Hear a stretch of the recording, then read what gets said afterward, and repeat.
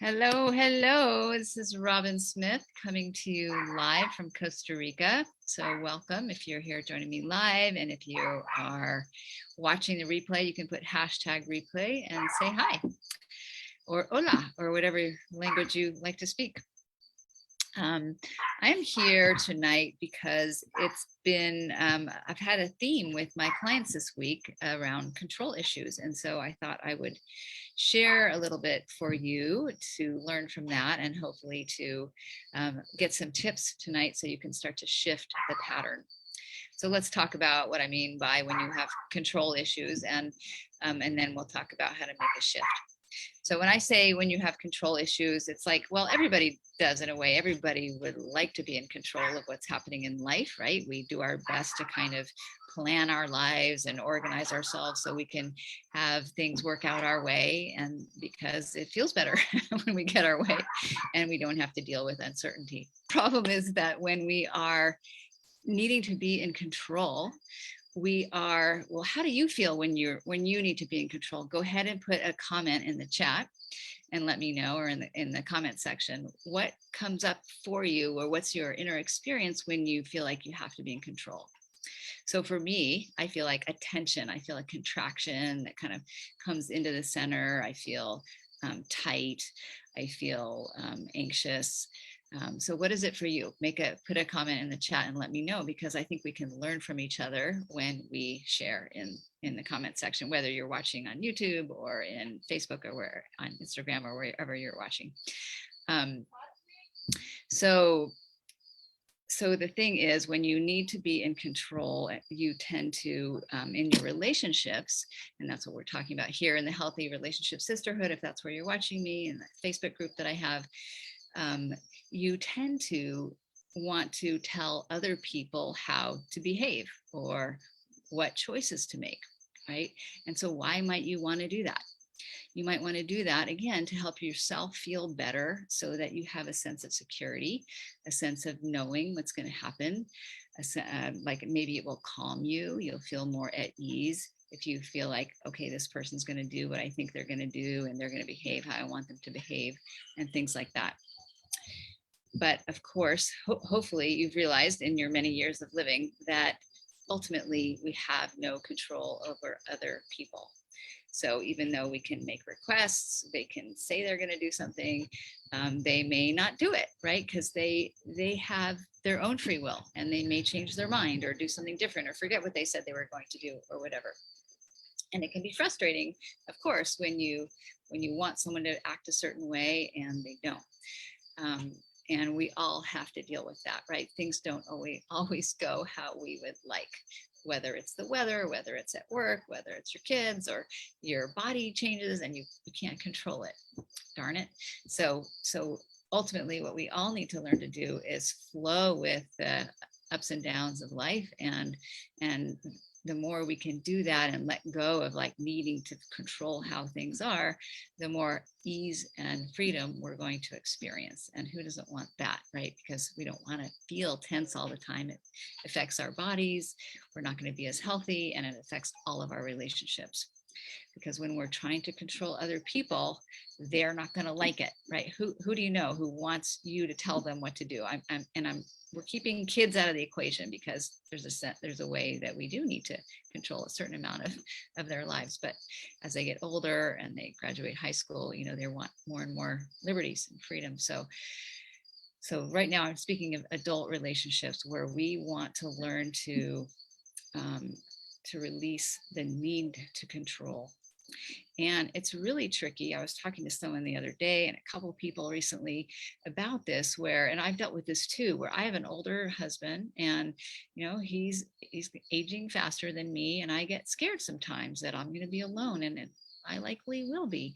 And so there might be times, especially in the past, and I've come a long way with this, and luckily he would agree, that I used to be wanting to be more in control and sort of make snide remarks, or or be critical about his choices, like, oh, you're eating that, or oh, what if you could gain weight? And I don't do that anymore, luckily, but that's no fun. Or if someone tells you how to be with your body, or how to be with your work, or your free time, or whatever.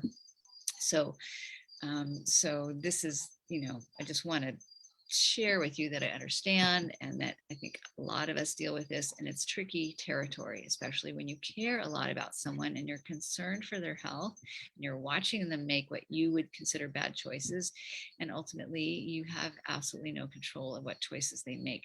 You have influence, and that's the good part, is you can let them know your thoughts and your concerns, but you cannot make them change their ways.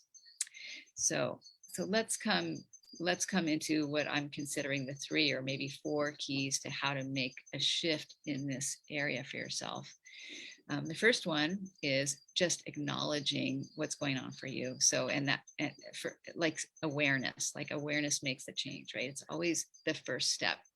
When you have awareness, then you can start to see what's going on and make a change from there. So become aware when you notice you're trying to control someone, when you're either telling them what to do outright, or maybe you're making kind of hidden comments about their behavior or their choices, hoping that they'll, really hear you. But meanwhile, they're probably getting defensive or argumentative because they don't like hearing your snide remarks.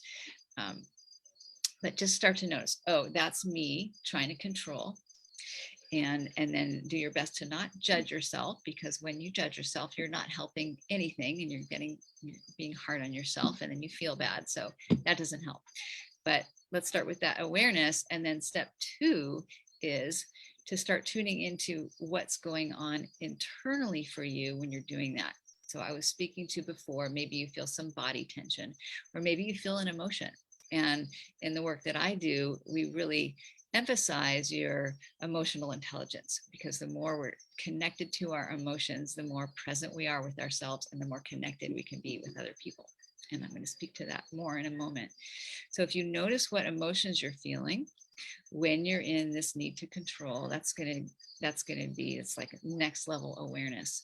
And so, as I said in an Instagram post, and if you haven't seen that, I encourage you to go check that out.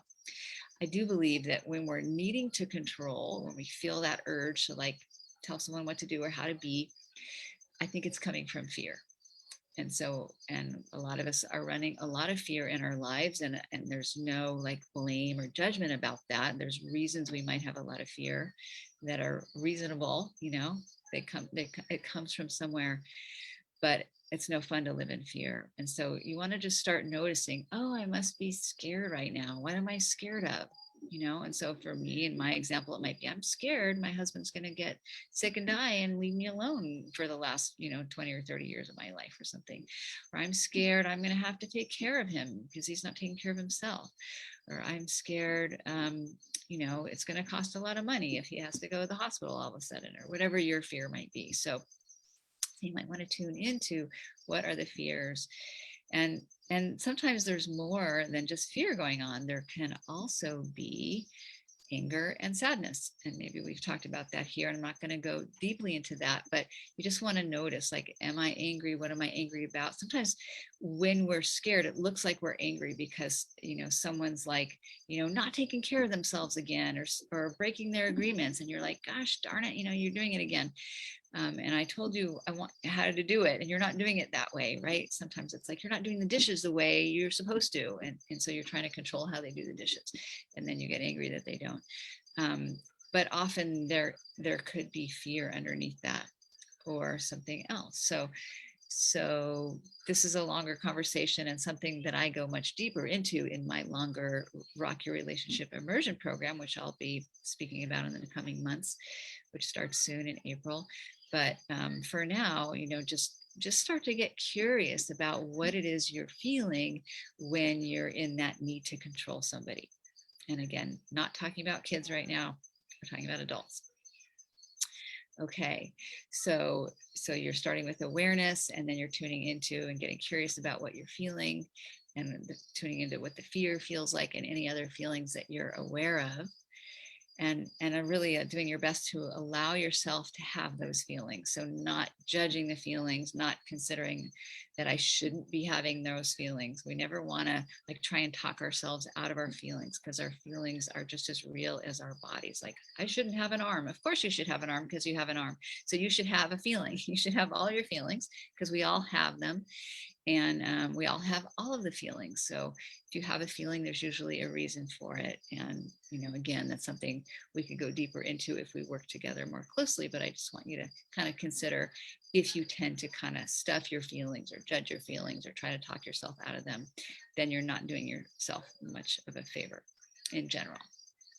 Okay, so the next step would be to, once you have kind of connected with, oh, this is what's going on for me, this is what feels real, I'm really scared, I'm scared you're going to die, I'm scared I'm going to be alone, I'm scared whatever the fear is or the anger's about, then the next step would be, if you want this relationship to improve, because usually when you're being controlling, bossy, you are probably creating some conflict from that, right? Because as we know, as I was saying, people don't like to be controlled. And so they're going to put up a defense. They're going to argue with you or justify why they're being how they're being.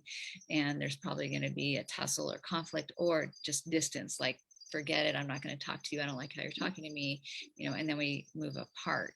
So that's no fun, and there's not a lot of closeness there, there's not depth there if you're doing those things, either having more conflict or having more distance or both. So if you want the closeness, what I recommend is you start sharing honestly about what is happening for you, without judgment, without blame, without criticism. No one's causing you to feel the way you feel, but you're going to just share, this is what I'm feeling, and this is what I'm telling myself. I'm really telling myself, you're gonna die, or I'm telling myself, I'm going to be alone, or I'm telling myself I have to do everything myself because you don't do it. And the more you can really share from that honest place, the more likely you are to get heard and to have the kind of connection that you're probably longing for. So that's my nutshell version of how to work with control issues. There's a lot more to this, but that's a good start to connect to the depth of you that is needing to control, that part of you that's trying to do the controlling, and really kind of give her some attention, give her some curiosity, some love, and also let her speak, let that part of you speak, not the controlling part, but the part underneath that the controller is trying to protect, we could say. I hope that's making sense. I feel like I've gone on quite a rant, and in a short period of time, it seems like. So I'm going to pop into the Facebook group, and hopefully I'm still live and my signal hasn't cut. And if you have any comments or questions, please put them in there. It's possible they're there and I don't see them. And so just know that I love to come back and see your comments and respond to you. And if you have questions, I love to answer them. So please feel free to do that, whether you're in Facebook or YouTube or Instagram or wherever you're watching. I love to make a connection with you and support you as best I can.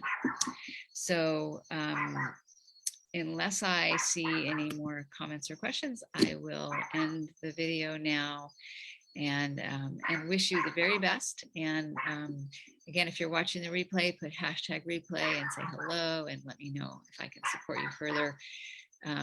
I'll put a link in the chat if you'd like to get on my email list and get my freebie, which is a guide to what I call the 3 biggest relationship mistakes. Controlling is not in that list actually, but other things that we've talked about are, and that's really been supportive for a lot of people. So if you want to click on the link, then you'll get that for free, and then you'll kind of get updates from me as well. Of course, you can opt out anytime, but if you stay connected, you will learn about my upcoming free training. It's a free communication training, and it's going to be called Rock Your Relationship this time, because we're going to talk about different issues that you can resolve quickly in relationships. It's going to happen in my Facebook group live, and it's coming up in March. So definitely stay tuned for that. And thanks so much for being here, everybody. Mwah, sending love from Costa Rica, pura vida, the pure life. And I hope to see you very soon. Bye for now.